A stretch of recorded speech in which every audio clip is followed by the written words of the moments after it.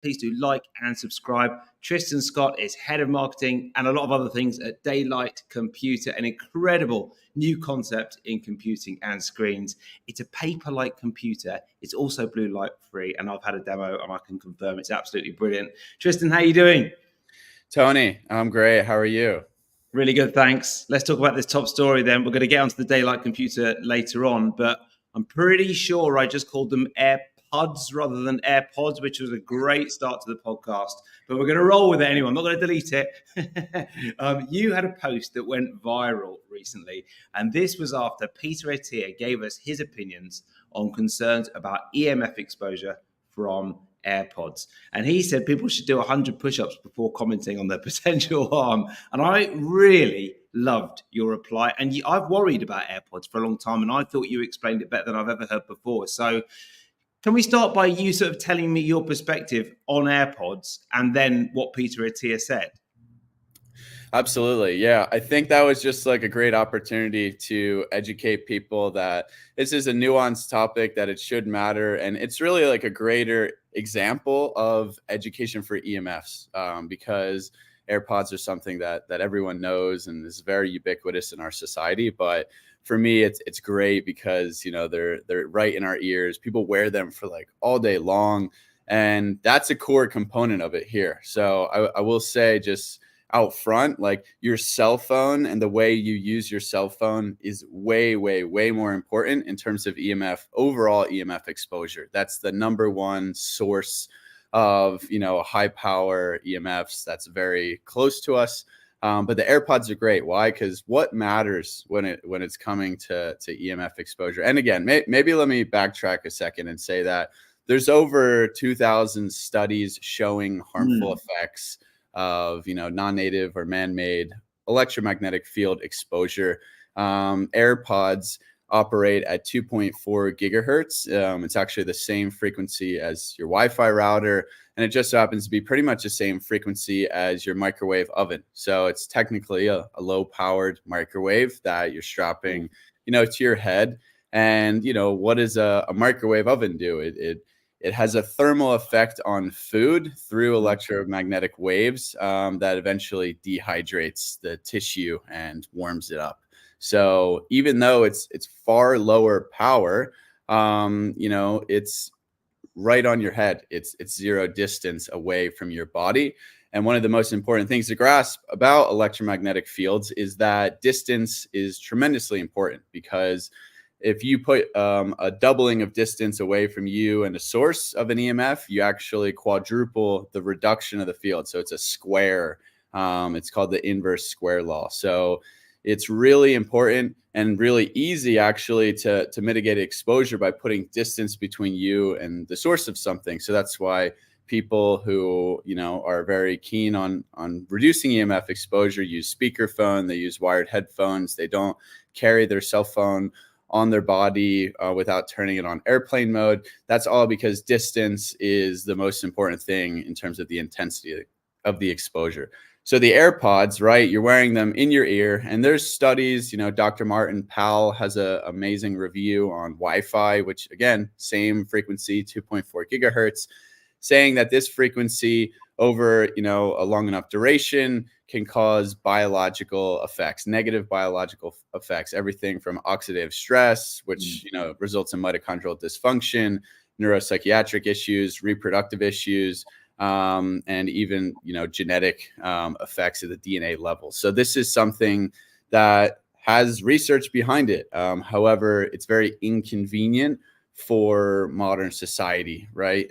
We're very, you know, just addicted to the convenience of these devices and these tools, and they are quite nice. So I would say what I covered in that video is that we should be aware and concerned about the potential health effects of EMF generating technologies such as AirPods, such as our phone, but there are easy ways to kind of get around that, and distance is one of them, and then duration, right? A lot of these studies show negative effects after like a long enough or a chronic period of duration of exposure. So if you're wearing your AirPods for like a 30-minute run, like once a day, again, I'm not here to tell you what you should do. I'm here to just tell you what matters. And that's a big difference compared to wearing them for literally 16 hours a day if you're like a finance bro and you're on meetings all day and basically sleeping on these things. And then you have the Wi-Fi going 24/7, your cell phone's never off. You're always exposed to low frequency power EMFs from the 50 or 60 hertz electrical power. It's just inundation all the time. So our body never gets a break to like restore and repair. So again, going back to what I first said, are AirPods like the end all be all? No, but you're just adding another layer on top of this toxic EMF cake that we're consuming every single day. So it's a tough one that, a lot of people love what, it brings to the table, but for me, that's not something personally, especially with a history of brain injuries and concussions, that I'm going to do. And, there are a lot of studies or research out there that has linked kind of headphone use and tinnitus as well, or ringing or cell phone use or headphone use and tinnitus. And that sort of is like a degradation of the melanin in your ear physiology and anatomy. And that's, a telltale sign that there's a negative biological effect happening. Yeah. It's interesting, isn't it? Because we've talked about Peter Attia on this podcast before, because he doesn't particularly like criticism, but I do actually very much like a lot of the content that he puts out there. Why do you think then that, based on the fact that so much of his content is so useful and so inspiring to so many people and aligned with a lot of what I know you believe, why do you think that he is not that fast? And he has said, look, you've got to do 100, you've got to be able to do 100 push-ups before you can comment on AirPods, because that's more important. It's just the nature of how medical practitioners are trained. So electromagnetism and the electromagnetic aspects of our biology are just not a part of the curriculum. And this is where I've found a unique perspective and angle as an electrical engineer by degree who's gone down all these health optimization rabbit holes. I've realized that I think the electromagnetic aspects are the most, they're the lowest level. They're kind of upstream from everything else, because when you get down to it, our body's running off electrons and photon interactions from light, and that's all electromagnetic. And they don't teach physics, really. They don't teach this in-depth knowledge. They teach biology and chemistry and, that realm. So for Peter, this stuff's just not that important. Yeah, maybe there's some studies showing negative health effects. Debatably, the studies aren't the highest of qualities. So for him is like, if you, clean up your diet and your sleep and your exercise, those are the biggest levers to pull in your health. So until you can do 100 push-ups, like, you shouldn't even be complaining about that. But what he doesn't realize is that these electromagnetic inputs are directly affecting things like our sleep, right? So, and your diet, you might eat 3 meals a day. You might even drink 10, 15 cups of, or times consuming water or some fluid a day. But we're consuming electromagnetic inputs 24/7, 365 days a year, both the visible light that we can see and also non-visible light, such as radio frequencies, low power EMFs, the Earth's natural geomagnetic field and electric field, 24/7, 365. And it has a tremendous impact on our sleep, our circadian rhythm. It's basically what is setting that. So for him and his paradigm, that's just not up the level of the totem pole as the other things. And it's not really due to his own fault. It's just simply not his area of expertise. So what I try to do is meet people where they are. And I find that to be pretty, substantial. But he's open to it. I know he's friends with Huberman and is getting in some of this light. And he spends a lot of time outside. It's just they haven't really connected the dots on how all of this is, working. And if you put on your tinfoil hat and just think of this like, okay, the government and all these centralized big corporations really, have been feeding us garbage. They're just giving us all these lies and everything that happened during COVID.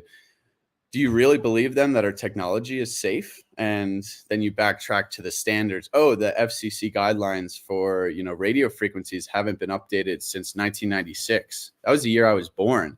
Oh, Robert F. Kennedy Jr., pretty credible guy, sued the FCC on this topic and won. And now he's educating on things like EMFs and vaccines, and also just the importance of cleaning up metabolic dysfunction in our society. So it's like this next level that people think is a real stretch or woo woo, but in reality, it's just alongside seed oils. It's just alongside artificial light and polyester clothing and processed foods.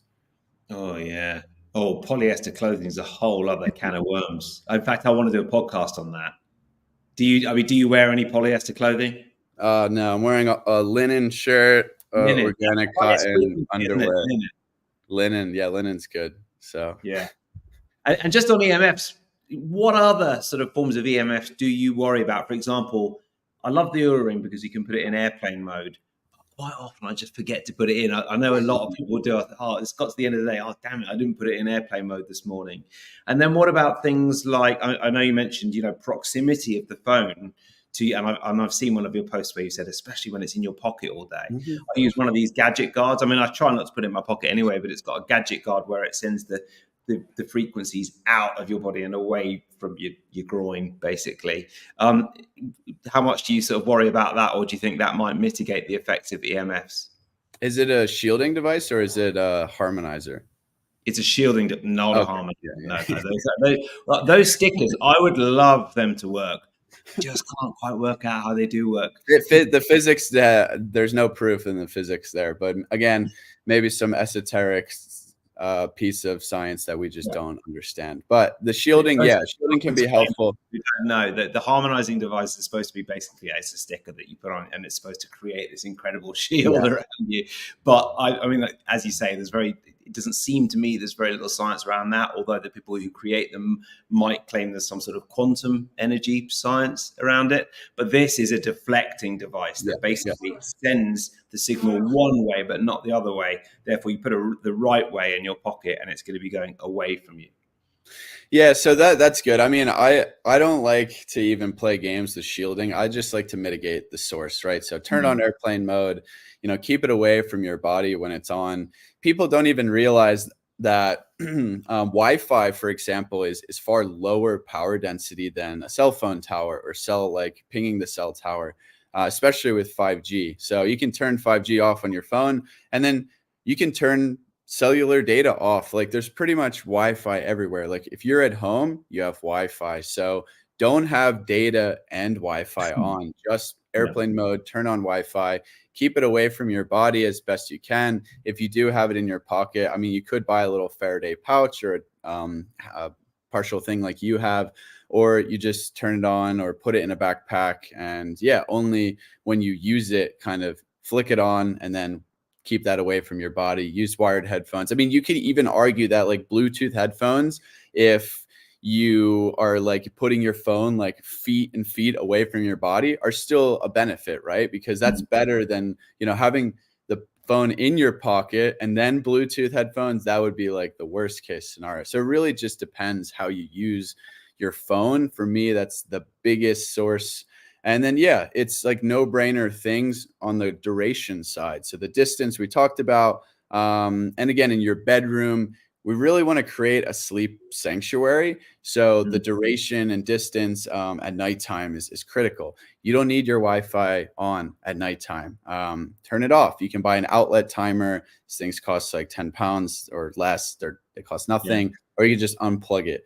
And even people are like, oh, I live in an apartment complex, there's 42 Wi-Fis. It's that's true, but the one in your room or your house is the closest to you. So that's the most important and will still be a benefit because it's reduction. And then, your room, you don't need 42 things plugged into the outlets. Actually, when you even have a lamp or a TV plugged in UK is pretty good with like having grounded plugs and everything, because you guys are on 240 volt, 50 hertz.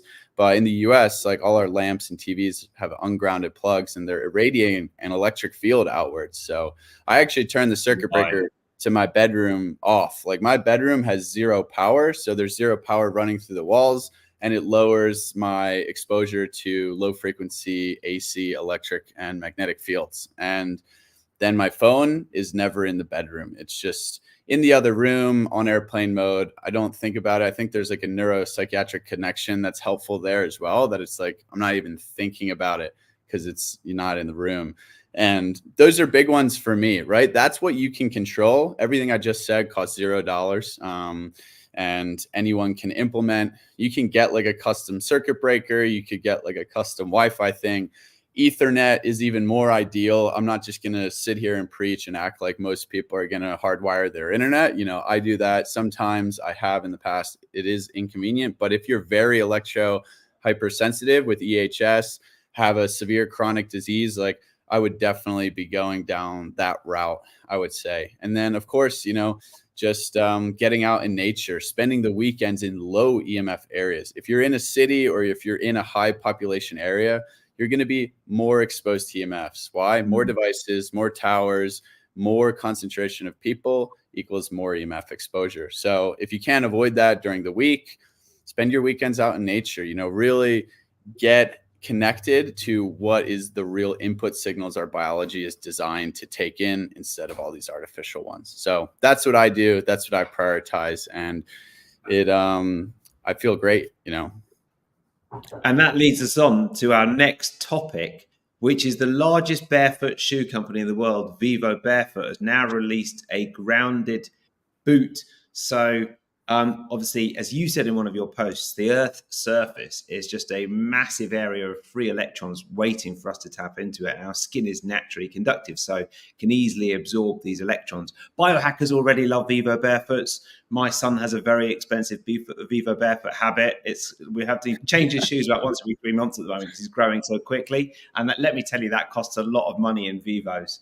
But you've been trying out these new grounded boots. So I've seen a couple of your posts on them. What are they like? They're cool. I mean, they're like not a hiking boot. They're just a regular boot. But the fact that a large barefoot shoe company is releasing a grounded boot, this is the most important aspect of this. You know, the fact that it's Vivo, I've worn them for years as well, is cool. But really, it's the fact that this movement is accelerating, that people are becoming aware, that now bigger companies are marketing towards this, because it does matter. Actually, like you said, our Earth is negatively charged at the surface, and our body is negatively charged. And we, for the first time in human history, have disconnected ourselves from this source of electrons that is fueling our body and really is the natural source of antioxidants, which is, you know, what free and mobile electrons can act as in our body. So it has a tremendous effect. You know, you can read all the posts on blood flow, on, you know, improving circadian rhythm, cortisol rhythms, reducing inflammation. But the fact that more and more people are becoming aware, again, electromagnetic aspects of biology fringe in terms of health benefits, right? And in the way I think about it, this isn't even a health benefit. It's really, we're returning to baseline.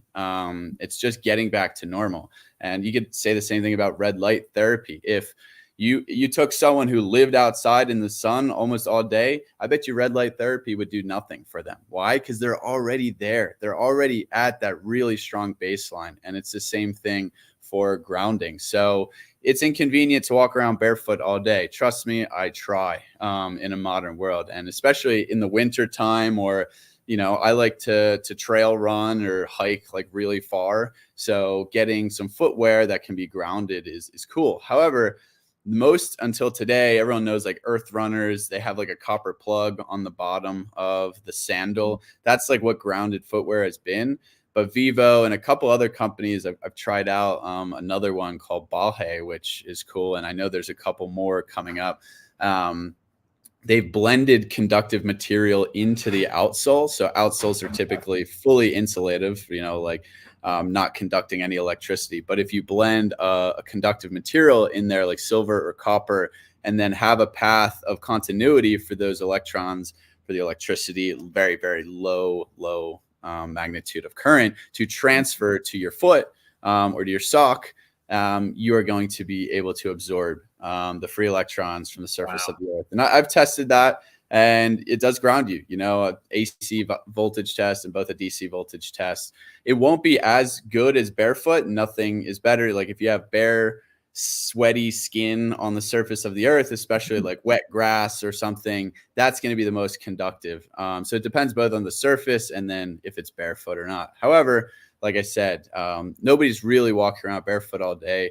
So the fact that these companies are kind of changing this direction is really encouraging. And I hope that all their shoes are grounded outsole in the future, because it just makes sense.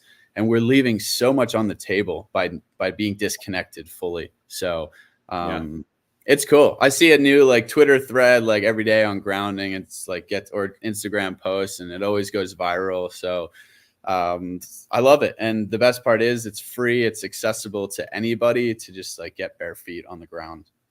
Yeah, I used one at one of the biohacking conferences many years ago. I bought some plugs flip flops. I don't know if you tried them out. Another one that was grounded flip flops. I can't say I felt any difference, but on that note, I've seen that you were measuring how much you were being grounded by these shoes that you were wearing. And I'm lucky enough, you mentioned UK earlier, obviously from the UK, but we now live here in Portugal, which is great because we get a Nice. lovely quality of light and we're able to get outside a lot. And I've got bare feet now. But I can't say that grounding leaves me feeling any different in the moment. And I wish it did. Do you find that it actually leaves you feeling different in the moment, or is it a slightly more sort of esoteric overall general health benefit? Again, it's tough to say. I think in the moment, it's almost impossible to quantify. I have like tried like grounding specific patches when I had like pain on a certain area, and actually have noticed like more immediate benefits. But in general, it's just like recovery, resilience, overall, like how you're feeling when you're getting consistent grounding in every time it's aligned. Like the correlation is directly there. And that's what's hard about these things. Like when you ground every day, when you get proper sun every day, like it's sometimes it's hard to feel it exactly in that moment. And when we're just so used to taking like a supplement or caffeine, and it just like instantly affects how you're feeling, that's really not how this stuff works. It's kind of like slowly improving the baseline and quenching the fire of inflammation that's just going on from being so disconnected.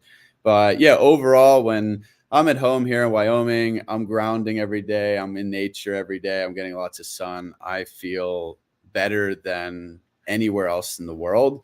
And that's because it's all like very easily accessible for me to do that. And now I know like the science as to why, and I've measured it. But yeah, it's small scale. Like we're talking nano amps, like 10 to the negative ninth amps in terms of current, which is tiny from what we would comprehend from like an electrical power perspective, but it's still like trillions of electrons over a few seconds. So that's biology is crazy. Yeah. And then we look at, as well as nature, the companies creating technology that mitigate those effects. And that was the last reason that we're really excited to talk to you today on Biohacking News. And that is because I'm a big fan of talking about this, because I wrote a book called Stop Scrolling, all about the negative effects of technology. Nice. Yeah, both in terms of the sort of EMF effects, but also just the intense distraction that only seems to be increasing. And I spent the weekend with a load of friends of mine who've got teenage kids. And so much of the conversations were about how to get them to spend less time on Snapchat and associated technological worries. It's really, really hard for them. Modern technology seems to be sort of so toxic for our health. And I know that you're trying to educate and also create something different with the DayLight computer. So tell us about that and how it's different. Yeah, well, you primed it there. I'm sure your audience, obviously being biohacker, health centric, understand that as well, right? Like technology is toxic. I think for me, it's the most toxic thing in our environment because of the amount of time we're spending on these devices. They're indirectly keeping us inside in an artificial environment, away from the real world, which I like to say. And then they're directly impacting our health through things like EMFs and artificial light at night and flicker. And yeah, I mean, they're designed to be addictive, right? That's the business model for big tech right now, is get people to spend as much time on their phones. They're gathering that data, which is then a feedback loop to the algorithm to get you on there longer. And, they're making money on ads. They're making money on these apps. That's really the business model. And you mentioned the children and the kids. For us at DayLight, that is the number one thing we're after to change, is for the next generation. Because right now, I mean, kids are getting iPads for screen time for a few hours a day when they're 2 years old. 3 years old, 4 years old, and then one-to-one school learning. Everyone has a smartphone by the time they're 9 years old. They're on Snapchat, they're on TikTok. It's changing their entire perception of reality, because when you're developing cognitively, like you're taking all these inputs in, you're being very curious, you're developing mental maps and neuronal circuits to optimize for that environment, for that reality. And the reality they're optimizing for is a digital one. It's an artificial one. So they're consuming the most unbelievable things every single day. Like and it's all of this, fake attention seeking. And then they go out into the actual real world and everything's very dull. Everything's very boring. It's not very excited. And we see this, right? We see mental health issues proliferating, depression, anxiety, suicides, especially in younger children.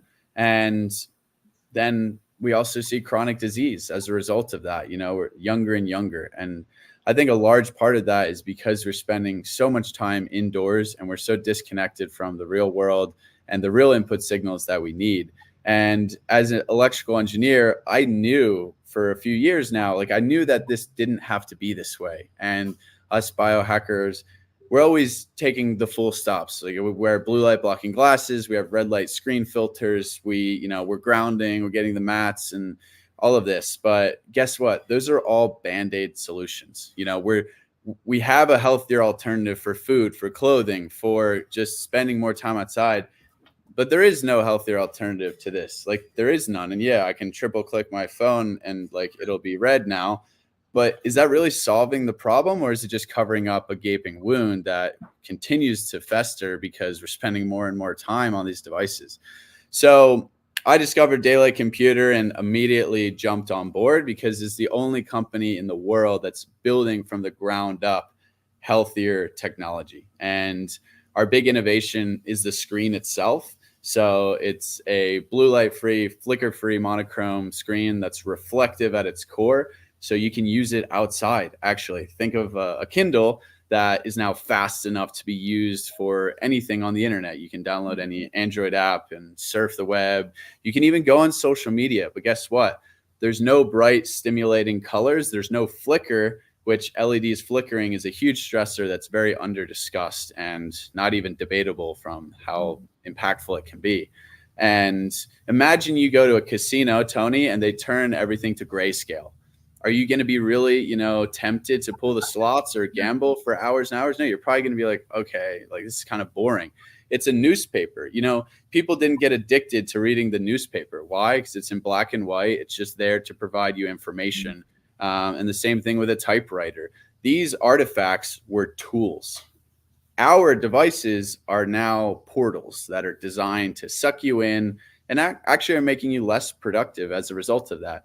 When we live in an age where we have all of the information of the world at our fingertips. You could become an expert in literally anything. You could learn anything. And guess what we're spending our time doing? Worrying about what other people think of us on social media, buying random consumer items that aren't going to make us any happier. And as a result, society is kind of suffering from that distraction and from this attention denominated economy. That's really what we're living in. So we want to buck this trend. We want to provide an alternative that will make you productive, allow you to access the internet so we don't have to go back to the caves, but really just make you the best version of yourself, because humans are incredible when they have the right tools. That's been a theme throughout history. That's why we're, the apex species. So that's kind of our mission, is returning people to reality. Get outside. It's outdoor computing club. You can be productive and be in nature. You can be productive even on social media if you're just there to produce and learn. And you can really have technology that isn't invasive to your biology if people just prioritize that in terms of the consumer side, which, as you said, people are hungry for this. There is no alternative. And getting back to the kids piece, they're so much more susceptible to electromagnetic inputs. Their bodies are smaller. They're developing brains and biology that have higher water content. And we've seen it firsthand anecdotally, the difference between a toddler using a DayLight computer and then using an iPad. And it just lights up your world when you realize that we can do this better. So that's our mission, and it's really exciting. We just launched our first product end of May. Yeah. And obviously, I had to play with it at the Health Optimization Summit and absolutely loved it. And I think it's interesting because there aren't many products aimed at adults or kids as well. There are some products aimed at a more minimalist phone or Hmm. screen for kids. There's the Gab phone. I don't know if you've heard of that one, and a number of others where it's basically a phone but with less stuff on it. And there are some products. There's a Mudita product that's like a phone coming out quite soon. I think they've been in development for a long time actually, and haven't quite got their product out yet. But that's a sort of minimalist phone as well with a sort of e-ink screen, but it's Hmm. different from what you're doing. But these sort of things, they could make quite a difference to our lives. But I just wonder, the forces ranged against you are so powerful. Without wanting to be too conspiracy theory about it, there's just such a huge amount of money in tech. And what you're saying is, why don't we do it a little bit different? And that's hard when the forces ranged against you are so powerful. Yeah. Well, let me say the minimalist movement, there's a few movements going on, and we see us tapping into all of them. And that Yeah. you have, so the advantage that we're doing is we're doing the hardware, we're doing the software, and then we have this innovative screen technology. So it's like, here's one solution that's digital minimalism. It's healthier for you because the screen technology. And then long term, we also are, sovereignty advocates. So we're going to build privacy security directly into the operating system. So all of these, like, sidebar solutions, they're cool and all, but we can do one thing and have it be, the full sovereign stack of computing, as we like to say. But yeah, Yeah. it's tricky because why hasn't this come out? It's awesome to see all these other companies and options popping up, and they've been inspirations for us. But it's a huge challenge, both from a money perspective, and just, kind of the barrier to entry in terms of doing electronics. So I worked in semiconductors and electronics for 5 years. Nobody cares about you unless you're big, and everyone's big. Everyone is already big. The fact that we've even gotten the manufacturing terms we have, and they're not amazing. That's why our ship times, are quite long. So I appreciate anyone who's been patient in that regard. Is insane, because we're talking thousands of units. Apple, Amazon, all these other guys, they're millions. And why do we have this opportunity to kind of sneak in here and capture a market? Because Apple sells 75 million iPads a year. They have 40 to 50% of the tablet market. And if they actually care to make a healthier iPad, what are they going to say? The rest of the iPads are unhealthy. Maybe they capture like the health space and community, and that could be like best case 2 to 5 million units, which for us would be a massive amount of units, right? We'd be, tens of billions of dollars in terms of our company worth. For them, that's a rounding error. For them, that's nothing. So there's no incentive to change their entire business model or do a little side project. They're kind of stuck. They're going to, snoop around, and they want to, know what we're doing probably. They've already, placed an order for a product and some of these other big tech companies. Wow. But there's no incentive for them to change. And, the other companies out there, it's all in the same boat. So for us, we see this amazing opportunity to really be the first movers in terms of a tech company that's prioritizing the health and well-being of the end user at step one.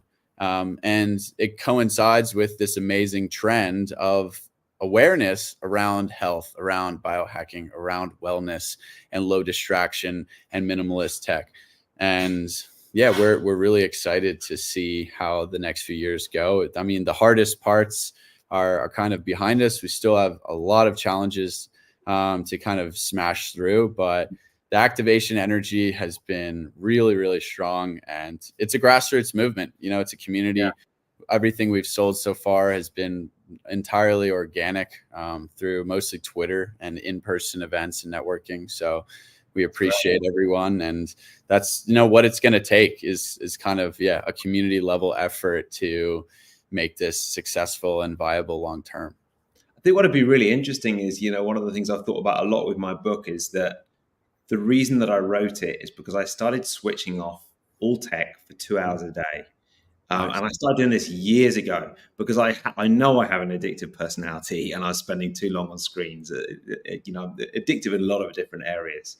And when I did, almost always it was the best 2 hours of my day when I switched off my phone, because all the best things in life don't involve screens. But what's really surprised me around the Apple phone is they make a lot of noise. And I'm a big Apple fan, by the way, of their products, but they make a lot of noise about how they've got, screen time solutions in place. They'll help you sort of mitigate your screen time usage. They'll send you a notification if you're holding it too close to your face. And yet, if you want to block any sites on Apple, you basically can't. Sure, you nominally can. You can put a limit of 1 minute per day on Instagram or whatever it is. And after that minute is up, it'll pop up. You'll have a pop up and saying, you've used your time for today. Would you like a little bit more time? Yeah. Or do you want to stop now? And of course, most of us, if you're in the middle of something, you'll just click, yeah, I'll have a bit more time. So actually, I think in that area, they are paying only lip service to the idea of helping people with screen time. And they're not really helping people. And that really annoys me, because it could actually make such a difference if you were able to block sites after a few minutes a day. They don't care. I mean, that's like just the truth. They make great products. I mean, Apple, they've done amazing hardware, software, brand, marketing, everything, right? Yeah. But what it's evolved into, and it never, in the 90s, like that's not what the vision was. People didn't think they're just going to walk around with, mini computers and have access to the entire world and all the attention they could ever want, and, short dopamine stimulation and reinforcement. Yeah. But that's the reality we're in, and that's kind of where the business model has shifted. And for them to change that would be a drastic, it would kill like their growth, right? Like it's just, they're stuck, and that's fine. But we just need to acknowledge that and realize that all these timers, all these screen filters, blue light blockers, light phones, like they're awesome, but they're band-aids. We need to address the root cause of the tech issues. And that's what we're doing. Yeah. Well, that's great. And listen, just one more on this. I've interviewed a lot of people on this topic before. I've had Anna Lemker on, who wrote Dopamine Nation. And I would love to speak to Jonathan Haidt as well, because I think he's really interesting in this area at the moment. But all of this stuff we keep talking about, and I keep thinking, a few years down the line, we'll work out that it's the new smoking or whatever it is.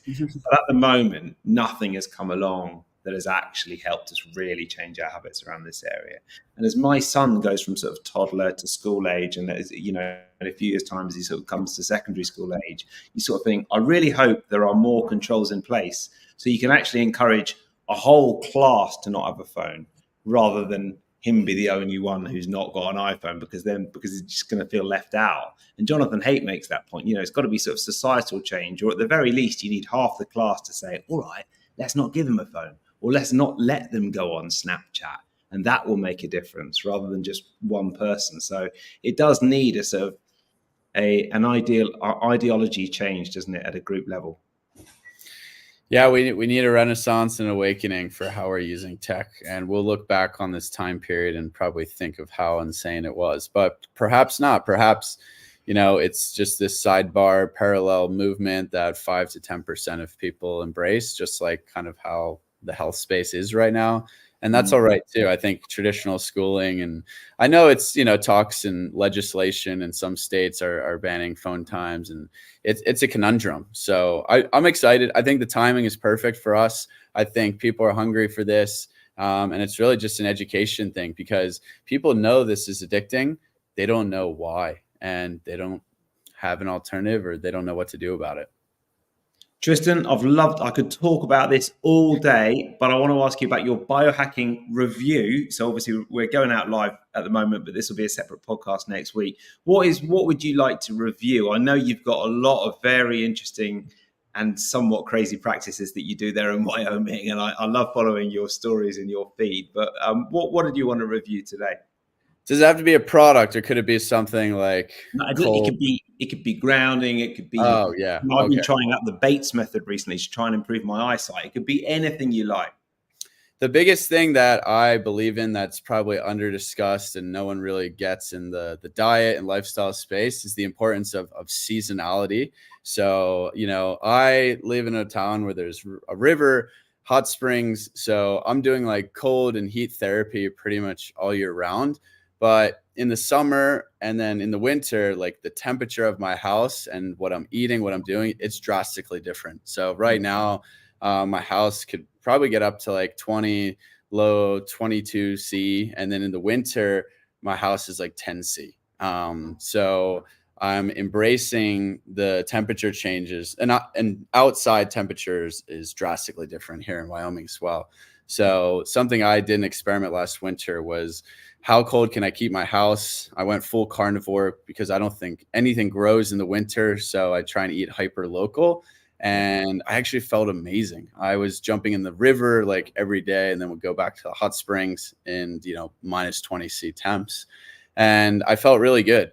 And that's something underrated. I was eating full carnivore, and like my LDL cholesterol like dropped over that winter period. So there's something there that is missing from all of the health influencers, the diet gurus, the people that are preaching a one size fits all solution that is very contextual to where you live. Also, your heritage, where you're from. Some people, obviously anyone of European descent can do better in the cold than, let's say, someone African descent, and they might be able to tolerate a high carb, high fruit diet better than someone like us in the winter time. So that's my biohacking kind of anomaly. Is I really think the more connected you are to your local environment, being that of light, being that of grounding, the natural magnetic fields, reducing the artificial electromagnetic inputs, the diet, and then the temperature, that is really how you optimize health. And it sounds very simple, but of course, in modern conveniences, it's very challenging. Never before have we just had, this cozy 70 degrees Fahrenheit, 17, 18 C temperature all year round. Our body doesn't know where it is, what time it is, and what season it is. And it needs to know that to thrive. So, yeah. It's great. It's funnily enough, I was just talking to Ryan Carter, who I know is a friend of yours. Oh, there we go. And I was reminiscing with him when he invited me over to his flat in London in November, and it was the coldest flat I've ever been in my life. And you do it as well. Ryan and I are good friends. He's one of the first people I came across in this space. And yeah, it's challenging, especially in the winter. And it's something I want to communicate as well. It's like everyone thinks they need to move to the tropics to like be healthy. I actually don't think that's necessary at all, especially if you're just European descent. Our ancestors thrived in colder, dull, light climates. Is it easier? Yeah. I love Wyoming because we get freezing cold winters, but we still have a lot of sun. However, you don't have to. And especially if you can't, you can understand that you could actually just be very deliberate about your local environment you're in. And yeah, the UK is not ideal for light and kind of sun, but even if you're getting outside, you're grounding, you're embracing the seasonal changes, you're going to feel so much better. But if you can get down to Portugal like yourself, then it is easier. But I like to be all inclusive and tell people that they can make a massive impact anywhere they are. And of course, getting in a more rural area for me is very important to just reduce all those artificial inputs.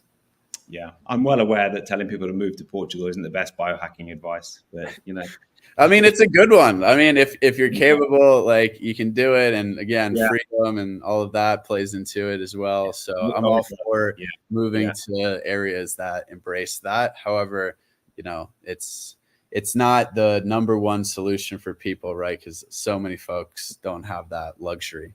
Oh, of course. Yeah. Listen, Tristan, I can't wait to see how everything goes with DayLight Computer. Really excited to see how that pans out. Where can people find out more about you and about this incredible project? Yeah, thanks. I really appreciate having me on, Tony. It's always a pleasure to follow up after connecting in person. Yeah. And my Instagram is right there at Tristan_health. Also on Twitter at Bitcoin and _beef is my handle. I wrote a book called Bitcoin and Beef a few years ago. No way. I didn't know that. All about decentralization. So yeah, big into Bitcoin and sovereign money as well. It's all connected to money. That's kind of like how it comes down to, right? So that's my personal, and then DayLight Computer is at DayLight Co on socials, and daylightcomputer.com is our website. We have a really great website, so you can check it out. Right now, we're technically sold out for the year, but you can place a $100 deposit to reserve your spot, get priority access, and stay tuned for announcements on more product. We're starting our first product is this tablet form factor right here that Tony has played around with. And then, we do have aspirations to do it a lot more in the future once that's successful enough, like a phone and a laptop monitor. So alarm clock. I always feel like I we wouldn't could know. do anything. We could do whiteboard, watch, alarm clock. That's what's Great. cool. Eventually it could be a whole ecosystem, but we got to start with the big hitters first. Yeah. All right, good stuff. We bear in mind that alarm clock, because I'll be definitely getting one of those if you do that. Lovely to talk to you, Tristan. Thanks very much for coming on, and thanks everyone for watching and listening to Biohacking News, and see you next week.